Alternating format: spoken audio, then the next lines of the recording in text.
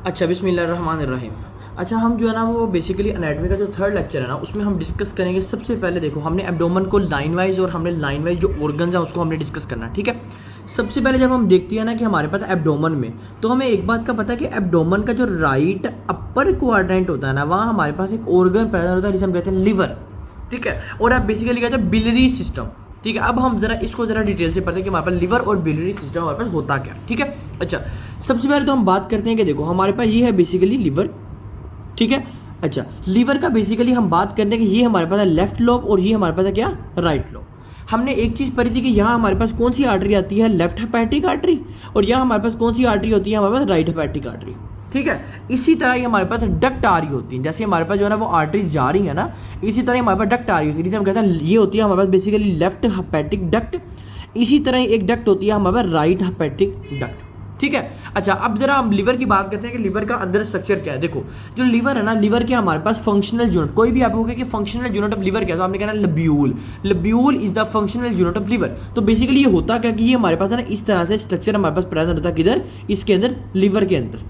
अच्छा, अब ये बेसिकली स्ट्रक्चर होता क्या, देखो मैं इधर एक लब्यूल बनाता हूँ, सिर्फ एक, ठीक है। फिर लब्यूल को देखते हैं। सबसे पहले आपको ये बताऊँ कि जो लब्यूल है, इस लब्यूल के हमारे पास मिड पे, इस लब्यूल के मिड में हमारे पास एक वेन होती है जिसे हम कहते हैं सेंट्रल वेन, ठीक है। उसके बाद ये जो लब्यूल जो हेक्सागोनल है, इसकी अलग-अलग साइड पे, यानी इसकी छठे साइड पे क्या चीज़ प्रेजेंट होती है, पोर्टल ट्राइएड।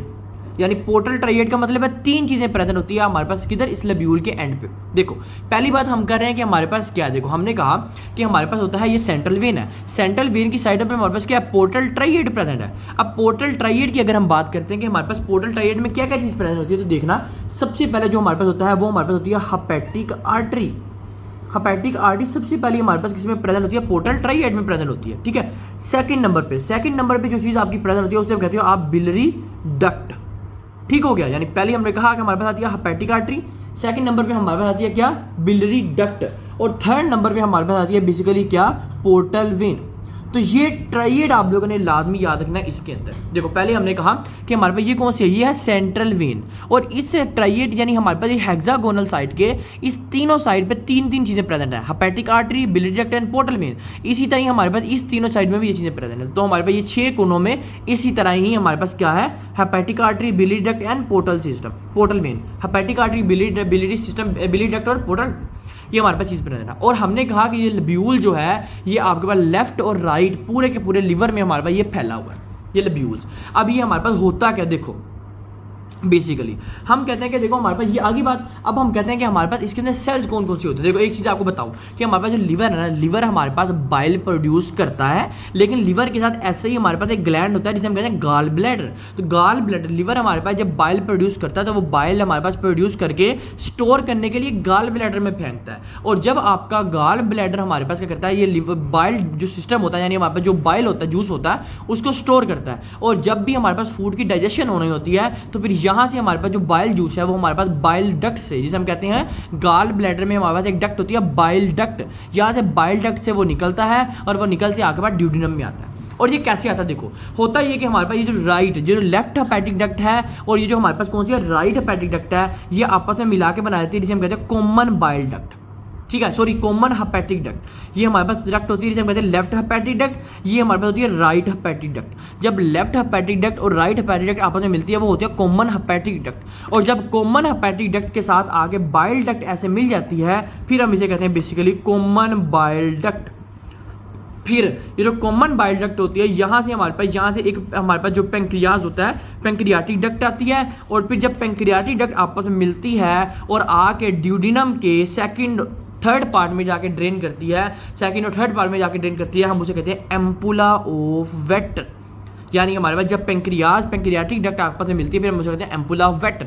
पहले हमने कहा ये आती है लेफ्ट हेपेटिक डक्ट, ये आती है राइट हेपेटिक डक्ट। जब लेफ्ट राइट हेपेटिक डक्ट मिलती है तो वो हमारे बनाती है कॉमन हेपेटिक डक्ट, ठीक है। और जब common hepatic duct bile duct के साथ मिलती है तो वो बनती है कॉमन बाइल डक्ट। और जब common bile duct pancreatic duct के साथ मिलती है वो बनती है एम्पुला ऑफ वेटर, ठीक है। ये भी हमने जीआईटी सिस्टम में पढ़ा था लाजमी कि हमने, क्योंकि ये बहुत ज़रूरी चीज़ थी ना इस वजह से। यहाँ से हमारे पास अमोनिया आता है, यूरिया आता है जो कि डाइजेशन में बड़ा मेन रोल प्ले करता है, वो बेसिकली फिजियोलॉजी, वहाँ हम नहीं जाएंगे, हम एनाटॉमी की तरफ जाएंगे। देखो हमने बात की है, अब हम चलते हैं कि हमारे पास जो है ना वो कुछ सेल्स होते हैं, वो कौन से होते हैं। देखो हमने कहा था ये हमारे पास है लिवर, ठीक है। हमने कहा था इस लिवर के ऊपर ना हमारे पास इस तरह से हमारे पास रिसेप्टर्स होते हैं, रिसेप्ट कहते हो हमारे पास LDLR receptors, low density lipoprotein receptors. अब करते क्या, देखो हम जब ज़्यादा से ज़्यादा फैट मटेरियल खाते हैं, यानी हमारे पास जो है वो घी वगैरह है, ठीक है, या हमारे पास जो है ना वो ऐसी चीज़ें खाते हैं जिसमें फैट बहुत ज़्यादा होता है, फिर होता ये है कि हमारे पास जो फैट होता है, ठीक है, वो हमारे पास आके देखो फॉर एग्जाम्पल मैं कहता हूँ ये हमारे पास है फैट, ठीक है। अब दो तरह का फैट होता है, एक बेसिकली होता है LDL, एक होता है HDL। LDL कहते हैं लो डेंसिटी लिपोप्रोटीन, HDL कहते हैं हाई डेंसिटी लिपोप्रोटीन। LDL जो होता है ये बैड होता है, जो HDL होता है ये गुड होता है, ये बॉडी में होना चाहिए, ठीक है। अच्छा, अब जो हमारे पास LDL होता है ना ये बैड, ये हमारे पास करता क्या, देखो जब ये हाई क्वांटिटी में बॉडी में भर जाता है ना, ठीक है, तो ये क्या करता है, हमारे पास जो LDL रिसेप्टर्स होते हैं ये इस फैट को हमारे पास पकड़ते हैं, इस फैट को पकड़ते हैं और मेटाबोलाइज करके बॉडी से बाहर फेंक देते हैं, ठीक है, मेटाबोलाइज करवा देते हैं। लेकिन देखो अगर हमारे पास ये LDL रिसेप्टर का फंक्शन हो जाता है डिसरप्ट, या LDL रिसेप्टर ही खराब हो जाते हैं, क्यों खराब होते हैं, देखो होता है कि जब आज ज़्यादा ही कुछ फैट हो जाती है ना, बहुत ज़्यादा फैट हो जाती है, बहुत ज़्यादा कुछ ज़्यादा ही एक्सेस क्वांटिटी में, तो फिर ये LDL रिसेप्टर काम नहीं करते। जब LDL रिसेप्टर काम नहीं करते तो LDL रिसेप्टर अपना काम खो देते हैं, जिसकी वजह से हमारे पास जो लिवर होता है ना, यहाँ इर्द गिर्द पूरा का पूरा जो होता है ना ये फैटी मोलिक्यूल जो होते हैं ना वो अक्यूमुलेट होने लग जाते हैं, जिसे आप कहते हो फैटी लिवर। समझ आ रही है। अच्छा देखो फॉर एग्जाम्पल मैं कहता हूँ कि अगर आपके पास ये जो LDL के मोलिक्यूल है ये ज़्यादा हो जाते हैं बॉडी में, फिर आप कहते हो कि बॉडी में जो कोलेस्ट्रॉल है वो हाई हो गया, ठीक हो गया, और HDL के मोलिक्यूल इसमें आपको कम मिलते हैं। तो ये आप लैब रिपोर्ट से चेक करते हो कोलेस्ट्रॉल का कैसे पता लगता है, ठीक है। अच्छा अब देखो ये आगे ये बात, अब हम बात करते हैं कि हम कह रहे थे कि जो हेपेटिक सैटेलाइट सेल्स होते हैं ये विटामिन A स्टोरेज सेल्स होते हैं, और अगर लीवर की सिरोसिस होती है तो जो हेपेटिक सैटेलाइट सेल है इसका मसला बनेगा। लीवर की सिरोसिस कैसे होती है, सबसे पहले तो ये स्टेज आती है जिसे हमने कहा था फैटी लीवर होता है। फैटी लीवर के बाद हमारे पास क्या होती है, लीवर में अंदर फाइब्रोसिस होने लग जाती है, फाइब्रोसिस होती रहती है, तो फाइब्रोसिस आगे हमारे पास क्या करवाती है, लीवर में सिरोसिस करवा देती है। और सिरोसिस हमारे पास क्यों होती है, क्योंकि जो फाइब्रोसिस होती है, जब ये फाइब्रोसिस जाके हेपेटिक सैटेलाइट सेल्स में अक्यूमुलेट होने लग जाती है, फिर हम कहते हैं जब पूरे लीवर में हो जाती है हम कहते हैं सिरोसिस हो गया, this is called liver cirrhosis. और हमने एक बात पढ़ी थी कि अगर लीवर सिरोसिस होता है तो जारी बात है हमारा सारा वीनस सिस्टम डिसरप्ट होगा, ये हमने पिछले लेक्चर में डिस्कस किया था, ठीक है। अच्छा ये आ गई ये बात। अब हम चलते हैं कि हमारे पास ना बेसिकली जोन होते हैं। जोन कौन कौन से होते हैं, देखो सबसे पहले हम कहते हैं कि हमारे पास आता है जोन 1। जोन 1 में आप लोगों ने याद रखना, इसमें हमारे पास बेसिकली इसको कहते हैं पेरिफेरल जोन, इसे कहते हैं पेरिफेरल जोन। जो आपके पास जोन 2 होता है ना, जोन 2 को कहते हैं बेसिकली हम इंटरमीडिएट जोन, और जो जोन 3 होता है ना बेसिकली उसे आप कहते हो पेरी सेंट्रल जोन। ये आप लोगों ने जरा ना 3 लाजमी याद रखना। जोन 1 कहते हैं आपके पेरिफेरल जोन, जो जोन 2 होता है उसे कहते हैं इंटरमीडिएट जोन, जो जोन 3 होता है उसे हम कहते हैं पेरी सेंट्रल जोन। अब ये तीनों के काम क्या होते हैं बेसिकली, देखो मैं आपको एक चीज़ बताऊं कि जो आपके पास जोन 1 होता है ना, जोन 1 इसके अंदर ना आपके पास ऑक्सीजन की क्वांटिटी ज़्यादा होती है, और होनी भी चाहिए, यानी ये आपके पास ऑक्सीजन डिपेंडेंट है, यानी ये एरोबिक है। अगर हम बात करें इसके अंदर ऑक्सीजन नहीं होगी फिर हमारे पास क्या होगा, फिर हम कहते हैं कि हमारे पास इधर जो है ना वो डिजीजेज होंगे। वो कौन की होंगी, हम उसे कहते हैं वायरल हेपाटाइटिस। तो अगर कोई भी आपको कहे कि जोन 1 की वजह से कौन सा हेपाटाइटिस होता है, आपने कहना है वायरल हेपाटाइटिस। यानी अगर फॉर एग्जांपल जोन 1 के अंदर मसला है तो फिर जोन 1 के अंदर मसले की वजह से हम कहते हैं वायरल हेपाटाइटिस हुआ। अब आपको कैसे पता लगेगा कि हम जोन को कैसे डिफरेंशिएट करें। फॉर एग्जांपल मैं कहता हूं कि ये मेरे पास एक लब्यूल है, ठीक है, और ये मेरे पास सेंट्रल वेन है। अब देखो फॉर एग्जांपल होता है कि ये हमारे पास जो पहला आता है ना पार्टिंग से कहते हैं जोन 1, सेकंड नंबर पे जो आता है हम कहते हैं जोन 2, थर्ड पे आता है जो कहते हैं जोन 3, इसी तरह इस साइड पे होता है जोन 1, जोन 2 एंड जोन 3। अब बात करते हैं कि अगर आपके पास जो जोन 1 है इसका मसला बनता है, इसका मतलब है आपकी बॉडी में वायरल हेपाटाइटिस होगा। अगर जोन 2 यानी इंटरमीडिएट जोन के अंदर मसला बने तो याद रखना कि आपको येलो फीवर होगा, ठीक है। ये वैसे पैथोलॉजी की बात है लेकिन हाँ आपको इधर थोड़ी सी बता रहा हूँ। जोन 3 जो पेरी सेंट्रल जोन है, ये वाला जो जोन है, जोन 3 जो जोन है, अगर इधर मसला बनेगा तो हम कहेंगे कि इसको जो है ना वो अल्कोहलिक हेपाटाइटिस होगा। यानी जो मेन लोग जो अल्कोहल पीते हैं ना उन्हें थर्ड जोन के अंदर मसला बन रहा होता है। या आप कहते हो कि जो ड्रग्स लेते हैं कौन सी ज़्यादा एसिटामिनोफेन, जो पैराडोल वगैरह वो ज़्यादा इस पैरासीटामोल जो है, ठीक है, या एसिटामिनोफेन वो इस्तेमाल करने से भी आपके पास ये मसला हो सकता है, ठीक है। या हम कहते हैं हमारे पास कार्बन टेट्राक्लोराइड CCl4, ठीक है, तो हमारे पास कार्बन टेट्राक्लोराइड जो है ये हमारे पास देने की वजह से भी, ड्रग्स देने की वजह से हमारे पास ये मसला हो सकता है। तो आपने 3 जोन को याद रखना है कि आपके पास 3 जोन में कैसे मसले होते हैं। फर्स्ट जोन कहते हैं पेरिफेरल जोन, सेकंड कहते हैं इंटरमीडिएट जोन, थर्ड कहते हैं हमारे पास पेरी सेंट्रल जोन। ठीक हो गया, ये याद रखना आप लोगों ने जरूर। अच्छा अब एक चीज़ आपको बताऊं कि हमारे पास जो लिवर होता है ना इसकी टोपोग्राफिकली फीचर क्या है। टोपोग्राफिकली कोई भी आपसे पूछे कि आपका लिवर कहाँ प्रेजेंट होता है, आपने कहना है राइट अपर क्वाड्रेंट में तो प्रेजेंट होता ही है, लेकिन इसकी टोपोग्राफिक ये है कि ये आपके पास 11th एंड 12th रिब में आपके पास प्रेजेंट होता है, ठीक है। और उसके बाद आपको अगर कोई पूछे कि आपके पास जो लिवर है ये हमारे पास क्या, देखो ना लिवर के ऊपर कवरिंग कौन सी होती है, देखो फॉर एग्जांपल मैं कहता हूं कि ये मेरे पास जो है ये क्लेविकल है, ठीक है, और ये मेरे पास जो है ना वो स्टर्नम है, ठीक है। उसके बाद मैं कहता हूं कि ये हमारे पास जो रिब्स है और ये लिवर पड़ा हुआ है, ठीक है। और मैंने कहा था कि हमारे पास यहाँ हमारे पास क्या होता है, पैरा इसोफेजियल प्लेट होती है और यहाँ हमारे पास होती है प्लूरोपेरिटोनियल लेयर होती है। तो इधर कोई लेयर नहीं होती। इधर क्यों लेयर नहीं होती, क्योंकि आपके पास जो लिवर होता है ना ये प्रोटेक्ट करके रख रहा होता है ताकि आपके पास जो ऑर्गन है वो यहाँ से हर्निएट करके ऊपर ना चले जाए। लेकिन इधर पैरा इसोफेजियल या पैरा जो प्लूरोपेरिटोनियल है, इनका काम क्या है, इनका काम ये जो आपके पास जो लेयर्स होती हैं, ये जो ऑर्गन यहाँ प्रेजेंट है, स्टमक, स्प्लीन, पैंक्रियाज, ताकि ये जो है हर्निएट करके ऊपर की तरफ ना चले जाए, तो फिर हर्निएट करने से बचाने के लिए होते हैं। लेकिन लिवर एक ऐसा हार्ड ऑर्गन है, ये हमारे पास बचा के रखता है। ठीक हो गया, ठीक हो गया। अच्छा, अब जो है ना वो आपको एक और चीज़ इधर बताऊं कि हमारे पास जो है ना वो कुछ और भी क्वेश्चन पूछे जा सकते हैं एनाटॉमी के लिहाज से। देखो कभी भी कोई बात करे कि हमारे पास जो लिवर होता है उसका साइज बेसिकली क्या होता है, ठीक है। लिवर के साइज के बारे में जब भी क्वेश्चन है तो कहना कि हमारे पास जो मेंस होते हैं ना, ठीक है, उसमें होता है 10.5 सेंटीमीटर, ठीक है, और जो वुमेन होते हैं उसमें हमारे पास होता है कितना, 7 सेंटीमीटर इन लेंथ। ये हमारे पास जो है ना वो साइज होता है। और कभी वेट की बात करें तो वेट में याद रखना कि हमारे पास 1200 to 1400 जो ग्राम होता है वो वुमेन में होता है और 1400 से 1500 जो ग्राम होता है वो मेंस के अंदर होता है, ठीक है। और अगर आप, ये आपको क्वेश्चन बता रहा हूँ कि पहला ये है, सेकंड ये है, ठीक है। थर्ड नंबर पे अगर कोई बात करें कि अगर हम मिड क्लेविकुलर लाइन से लिवर को देखते हैं, मिड क्लेविकुलर लाइन से लिवर को देखते हैं, तो आपका जो लिवर है वो लेस देन 16 सेंटीमीटर आपका होना चाहिए। अगर ज्यादा मिलता है तो सारी बात है फैटी लिवर है, ठीक है। अच्छा, उसके बाद हम बात करते हैं लिवर के हमारे पास विड्थ की, 4th नंबर पे। तो लिवर की जो विड्थ होती है वो वहाँ होती है 15 विड्थ होती है। वैसे तो 15 से लेकर 17 विड्थ होती है, ठीक है। अगर 17 तक भी आती है तो आप कहते हो कि ये भी ठीक है, सेंटीमीटर, ठीक है। लेकिन अगर हमारे पास इससे ज़्यादा आती है तो हम कह सकते हैं ये फैटी लिवर है, ठीक है। तो ये आप लोगों ने वैल्यूज़ लाजमी याद रखनी है इसके लिवर के लिहाज से, ठीक हो गया। अच्छा, अब जो हमारे पास सेकंड टॉपिक हम देखते हैं ना कि हमने वो देखते हैं हमारे पास बिलियरी ट्रैक्ट का, ठीक है। वो आपको वैसे मैंने बताया है लेकिन आपको थोड़ा सा दोबारा बताऊं कि देखो फॉर एग्जांपल हम बात करते हैं कि हमारे पास ये है, हमारे पास लिवर, ये हमारे पास है लिवर, ठीक है। लिवर में हमने कहा था कि हमारे पास ये आती है क्या, लेफ्ट, और ये आता है हमारे पास क्या, राइट। यहाँ से हमारे पास आती है लेफ्ट हेपेटिक डक्ट, यहाँ से आती है हमारे पास क्या, राइट हेपेटिक डक्ट। और जो लेफ्ट और राइट हेपेटिक डक्ट जब मिलती हैं तो ये हमारे पास क्या बनाती है, हमारे पास कॉमन हेपेटिक डक्ट, ठीक है। अच्छा, उसके बाद हमारे पास यहाँ होता है गाल ब्लैडर, और गाल ब्लैडर से क्या निकलती है हमारे पास, सिस्टिक डक्ट, ठीक है। और ये जो सिस्टिक डक्ट होती है जब ये हमारे पास इस हेपेटिक डक्ट के साथ मिलती है तो ये हमारे पास बनाती है बेसिकली क्या, हमारे पास कॉमन बाइल डक्ट। और जब यहाँ से हमारे पास जो पेंक्रियाज होता है और पेंक्रियाज से हमारे पास पेंक्रियाटिक डक्ट जब मिलती है तो वो हमारे पास होती है एम्पुला ऑफ वेक्टर, और वो कहाँ ड्रेन होता है हमारे पास ड्यूडिनम के हमारे पास सेकंड और थर्ड पार्ट के अंदर। ये तो हमने बिलियरी ट्रैक्ट की बात कर ली, ठीक है। अच्छा, और एक बात बिलियरी हमारे पास गाल ब्लैडर के बारे में याद रखना कि गाल ब्लैडर जो है ये हमारे पास जो है ना वो बाइल को स्टोर करने में बहुत मेन रोल प्ले करता है, ठीक है। बाकी हाँ, हम इसका एक अलग लेक्चर जरूर देखेंगे कि हमारे पास जो है ना वो गाल ब्लैडर के बारे में। सबसे पहले हम देखते हैं कि हमारे पास जो है ना बेसिकली स्प्लीन के बारे में। अच्छा, स्प्लीन की आपको एक चीज बताऊं कि ये हमारे पास बेसिकली क्या है, ये हमारे पास जो है ना वो इम्यूनोलॉजिकल ऑर्गन है। इम्यूनोलॉजिकल ऑर्गन का मतलब क्या है कि अगर आपकी बॉडी में स्प्लीन नहीं ना प्रेजेंट तो आपकी इम्यूनिटी बहुत बेकार है, ठीक है। यहाँ आपकी बड़ी ज़्यादा एंटीबॉडी जो है ना वो प्रोड्यूस होती है, या आप इसको कहते हो बेसिकली लिम्फाइड ऑर्गन।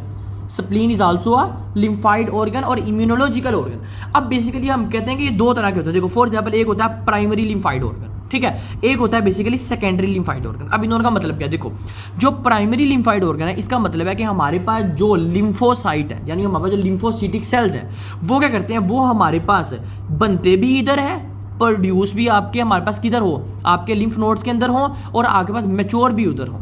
लेकिन जो हमारे पास सेकेंडरी लिम्फाइड ऑर्गन है ये ऐसे हमारे पास कुछ जो लिम्फोसिटिक सेल्स होते हैं, यानी फॉर एग्जांपल जो लिम्फोसिटिक सेल्स होते हैं वो क्या होते हैं, वो हमारे पास प्रोड्यूस यहाँ नहीं होते लेकिन आके यहाँ आके स्टोर होते हैं। जैसे फॉर एग्जांपल मैं कहता हूँ कि आपके पास है bone marrow. Bone marrow is a primary lymphoid organ, मतलब आपके पास जो हमारे पास लिम्फोसिटिक सेल्स है ना वो बनते भी इधर है और मैच्योर भी इधर होते हैं, स्टोर भी यहाँ होते हैं, ठीक है। लेकिन जो हमारे पास फॉर एग्जांपल आते हैं लिम्फ नोड्स, ठीक है, जो हमारे पास आते हैं बेसिकली टोनसिल्स।